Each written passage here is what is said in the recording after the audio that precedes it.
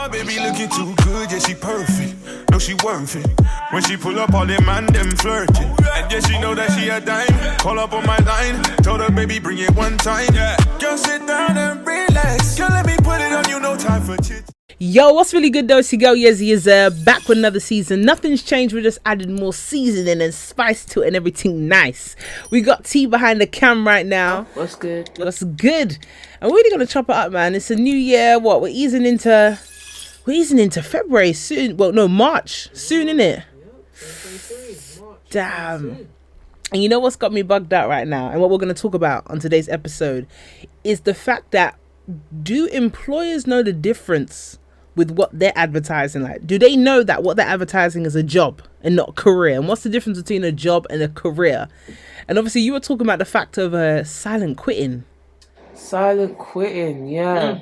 Basically, the oldies are getting sad that people just don't want to just stay. So it's the idea that we don't want to go to HR to discuss our issues. We rather just find a new job. So what you're saying, HR doesn't work? Huh? HR doesn't work? I feel like people need to give their personal experiences of HR. I don't think a lot of HR works for a lot of people.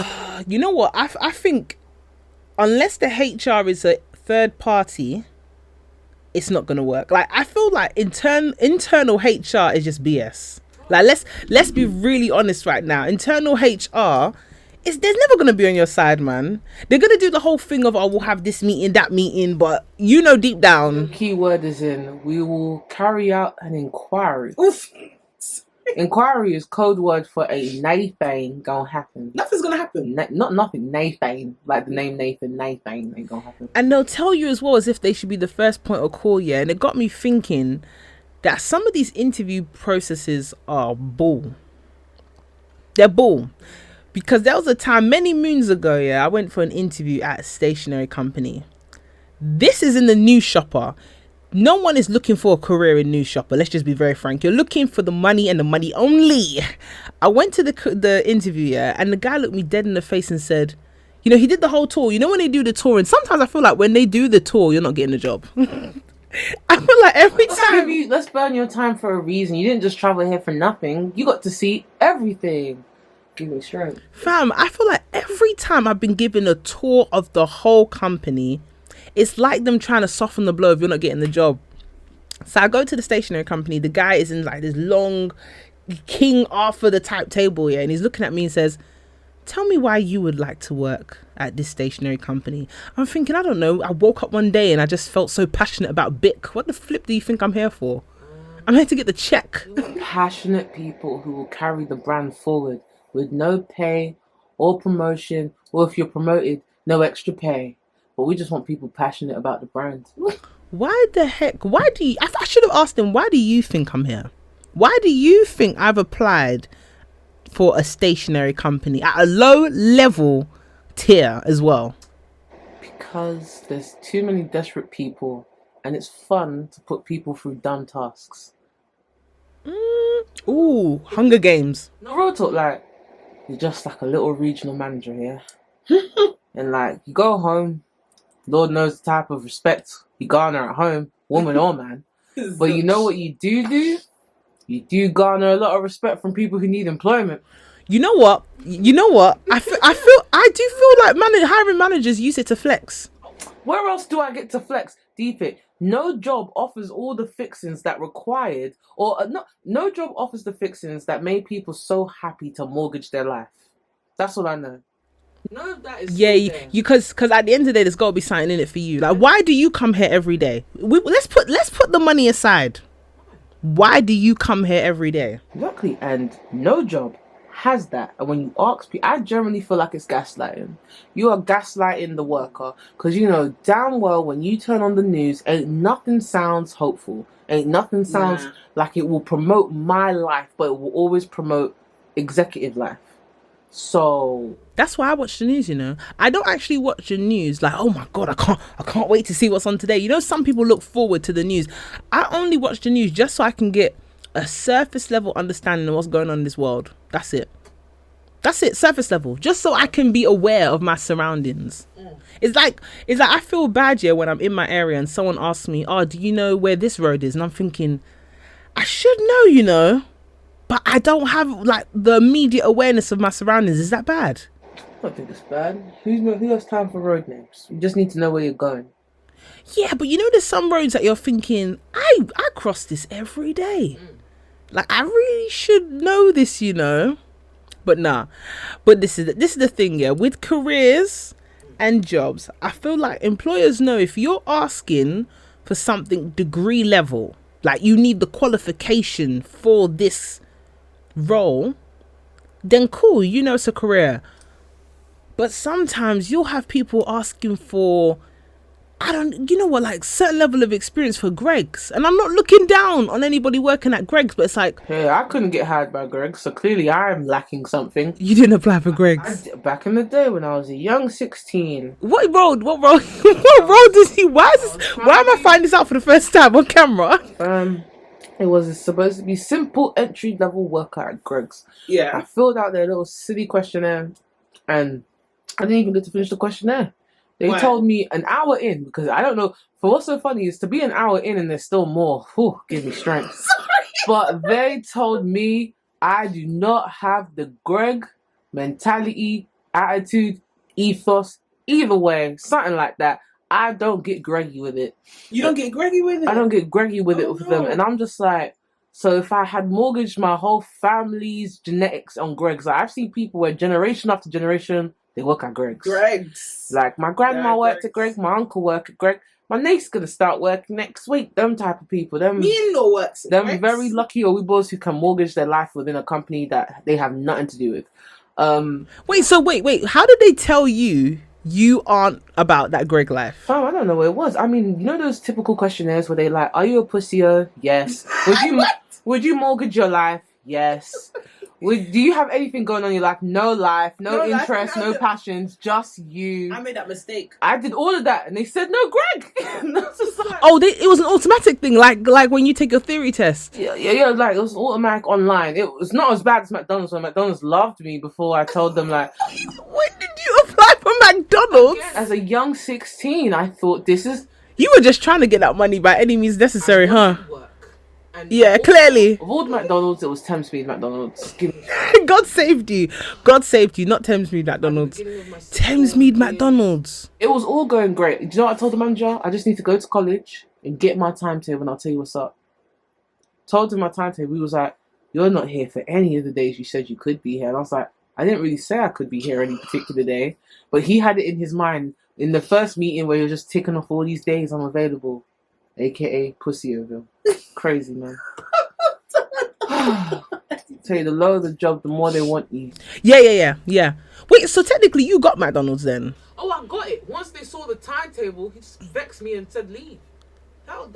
Wait, that was upset. Until I told him why, and he's like, he wants me to mortgage my education. I'm 16. Did you get a uniform? It doesn't count. If you didn't get the uniform, it doesn't count. You didn't get the uniform, man. The day they told me, go away. Yeah. The day they wanted my sizes.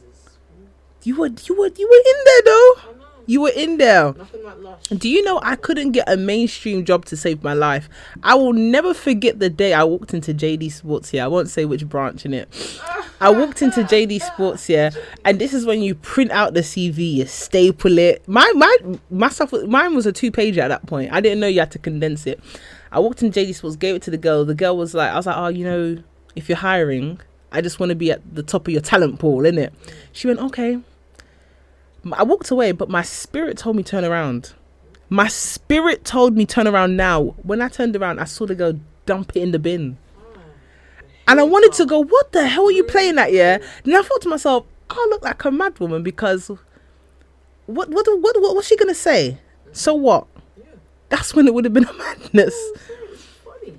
It's funny because you know what, yeah?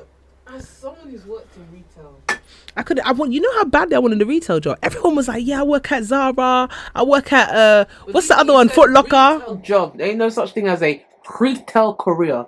And you could lie to yourself that it's a retail career, but what you did was you stayed at that job. You didn't leave. And you stayed so long, it got crazy. They started offering you stuff. Well, I mean, that's working your way up the ranks, though. Not really. You remember that woman? Let me not say specifics. Don't say specific. Keep it real. A particular retail store. What were they selling? Clothes. Clothing. Yeah. Don't try to How can I don't. say it? Launching views. Okay. So look up the synonyms. Launching views. Yes, you're an idiot. Yes. Okay, yeah. Launching views. I know which one you're talking about though. Yeah, launching. They're mainstream. Yeah, very. They don't have all the hint. South Africa. Don't bait it out. Do not bait out. Ever since a certain buyer bought it and things were peak, they don't have as many branches as they used to. Okay. But you see Launching Views, yeah? There was a woman that worked at Launching Views. Oh, you calling it Launching Views? Yeah, for the sake of this, I don't want to... I just wanted to understand so you and I are on the same wavelength. Yeah, you're on the same Launching Views, yeah? Listeners, please get a synonym out. Put Launching. Then with Views, get a synonym again. Eventually, a shop will come to mind once you put this together. I need a sweet, man. You're killing me. But at Launching Views, there was a woman that worked there 15 years. And on her 15th anniversary, they gave her a card with a voucher in it and said, thank you for your years here. Oh, you're so great. How much was the voucher? Not a lot. It's under 50. I'm the 50 and I worked for you for 15 years. 15 years? No, that's dead. I'd rather have a day off. I asked my auntie at the workplace, my Uber auntie, what going on? This is that 15 years. So do you want to do anything else with it? So like, no, they keep offering me to be like a shift manager or a disc manager, but I just like what I do. And I was just like, Shout out to her. When I was younger, I was one shady, pompous person. I was like, what kind of life is this? Gross. Imagine limiting yourself to such a level in life. Yeah, but you're bougie because you're like your background is complex. Of course, but that's why with age, as I'm now older, how long has it been? Not a whole 10, but it's been long enough. I can now look back and say, I am jealous of such a person who can reach contentment, especially within a job role, not a career one. Because career is a lifetime. Job gives this idea of a snapshot and a point in time. You know what it is? Job is like an immediate gratification. You're getting your pay at the end of the month. You got the thrill of the weekend, and you snap back to reality. It's very much touch and go. A job. Yeah. It's it's pay as you go. But is a job and a career a matter of perspective? Because when we're talking about being content, she knows damn well that ain't a career. Wait a minute, because isn't being content, could we argue, is a matter of perspective? Because what you might be content about, I might not be content about, but ultimately it's about your perspective on contentment. Think about it. There's some people, they've been to Bellariki. Fantastic. They're content with Bellariki. They don't want to go Dubai. They don't see the appeal in Dubai. Maybe the way they holiday, they'll feel restricted going to a Dubai. They can't understand why maybe you and I, maybe more me than you, will be like Dubai. So, in your opinion, I'm just saying. You're saying that how can she be content being at what do you call it? Loading views. When I was younger, I said, how can someone be content working at Launching Views? Okay, right. As I'm older, I can only be so jealous that someone can find such contentment. A life of striving, a life of ambition is quite stressful. It produces a lot of cortisol, and we don't need that. Being ambitious can make you stress. Can give you stress. Is there such a thing as being too ambitious though? Oh, 100%. It's a shame. But like, I won't lie. In this life, you have to choose the sword you fall on.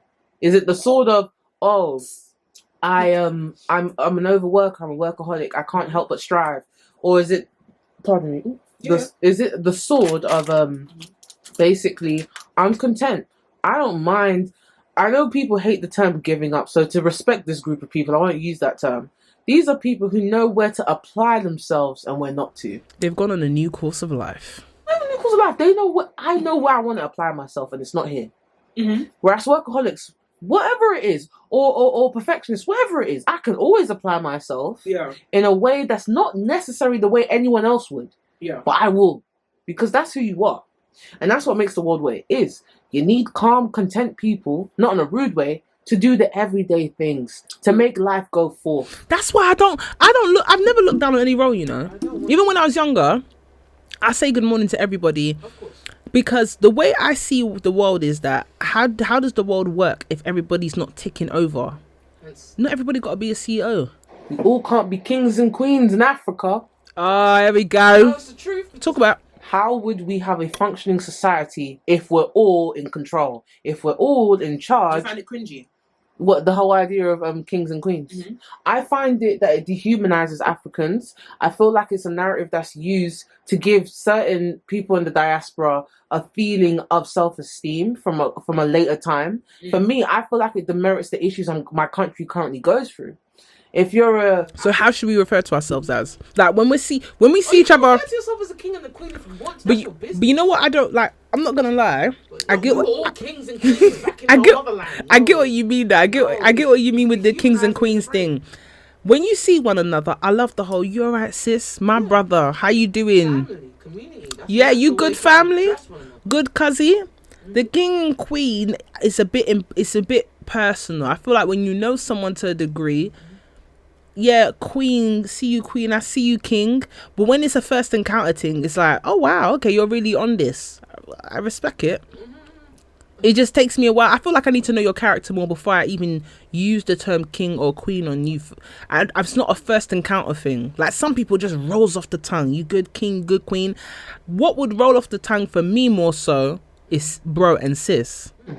But that's, again, local perspective. You have a different local perspective. Yeah.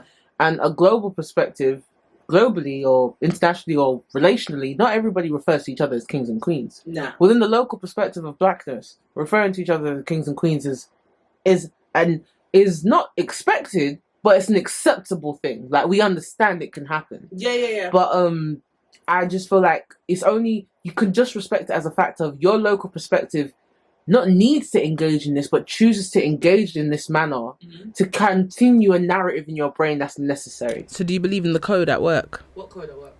You know the code. You know when you see us at work here.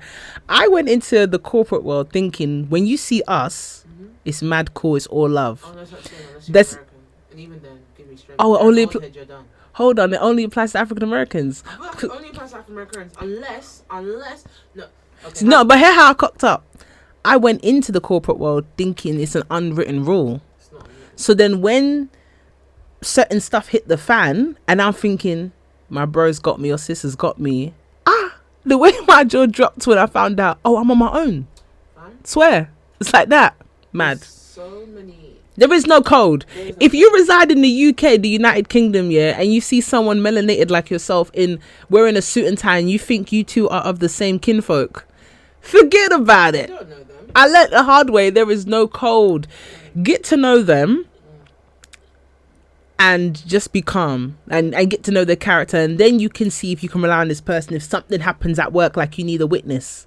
There ain't nothing worse when you're trying to gather a witness for something and people are ducking and diving. What you're saying is even more than what someone should expect. What? Just be cordial.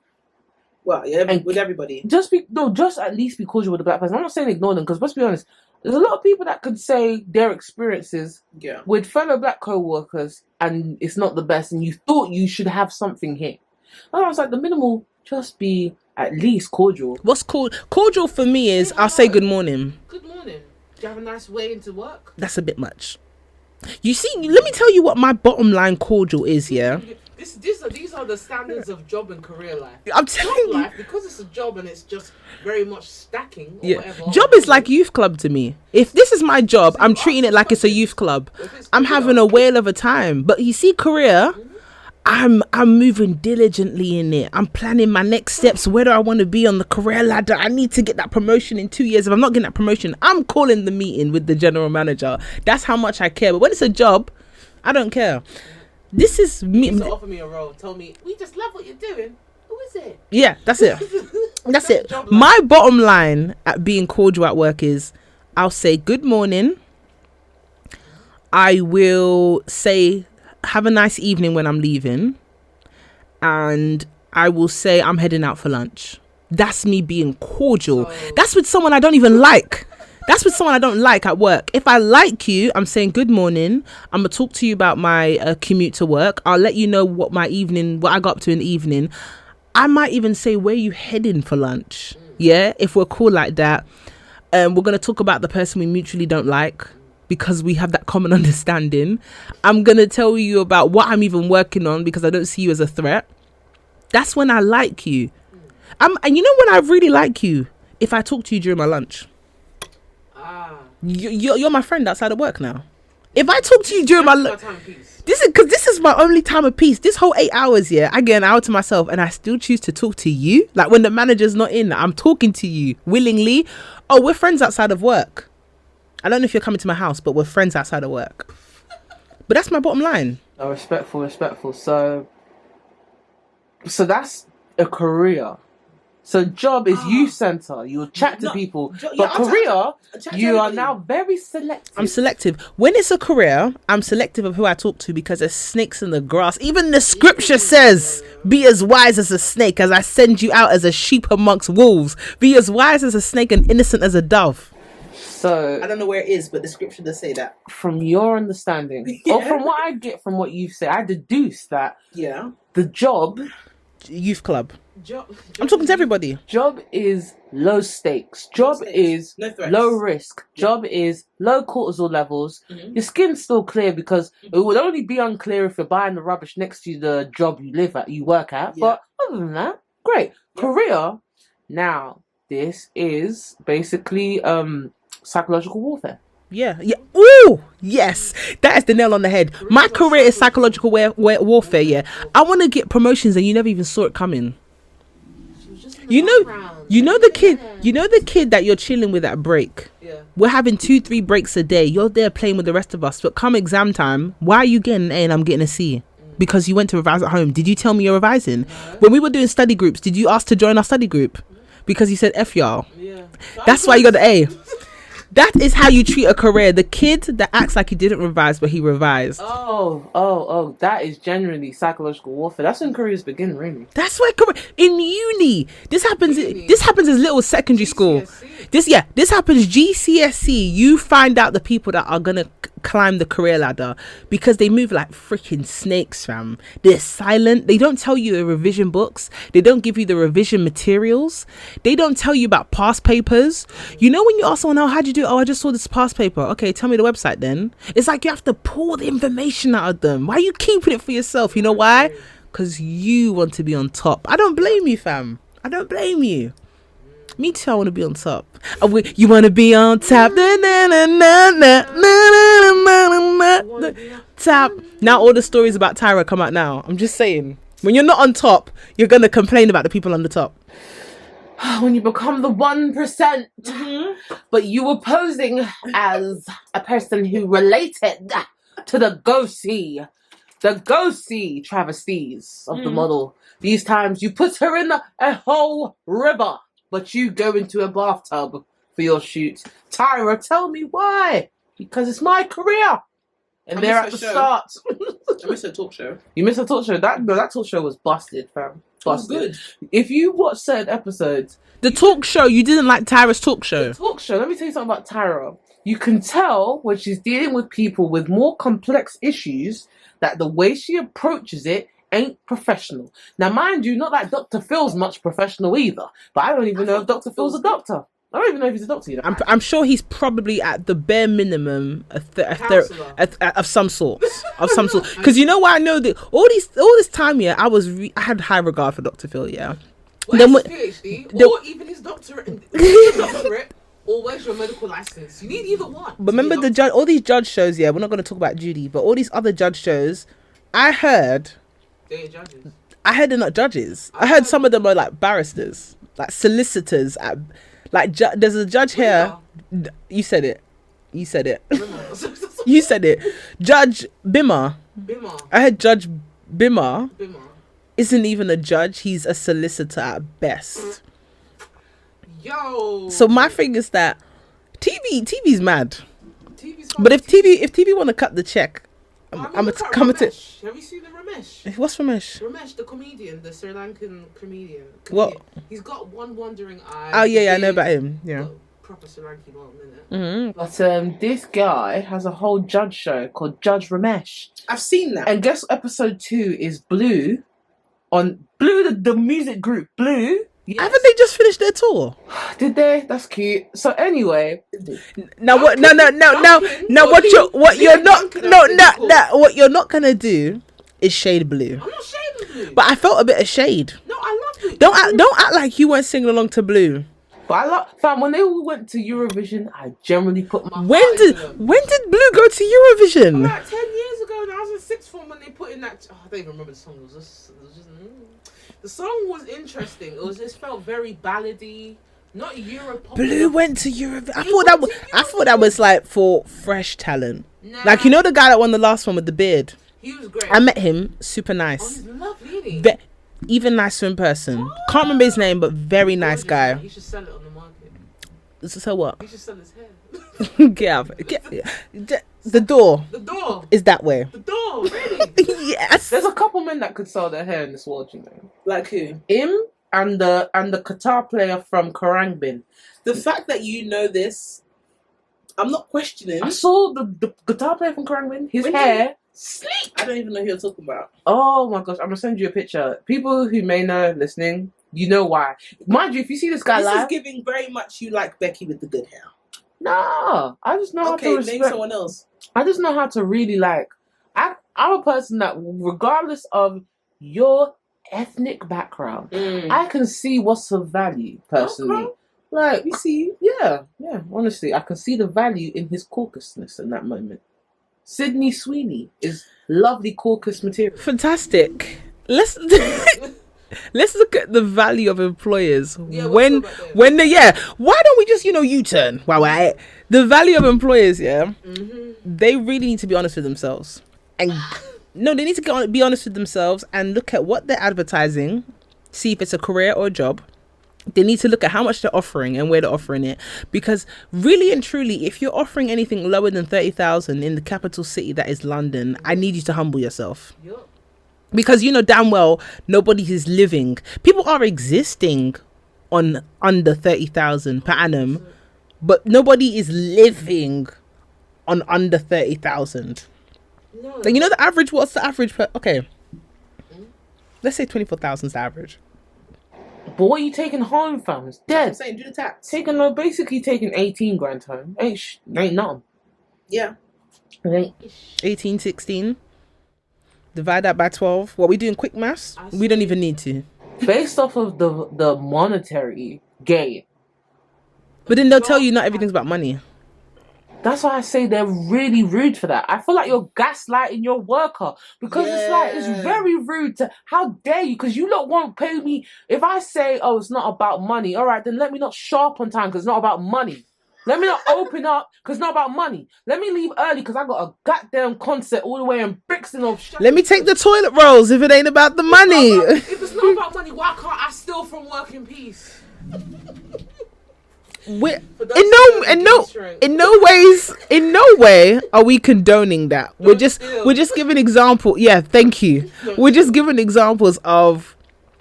Don't say it's a slap in the face to say it's not about the money. We're giving equivalencies from the employee point of view of why money don't matter. Yeah. Rather than the employer. The employer's like, you should put more into your work. You should give him more hours. Will you pay me overtime? We can't afford that. So why the hell are you saying something? And that's when we're just gonna lasso, boom, and talk about the silent quitting that's going on. Shout out to my Gen Zs out there. The Gen Zs that don't give a heck. Even silent quitting, because adults have done this for years. Why are they acting as if people older than us are conflict geniuses? Ain't nobody having conflict.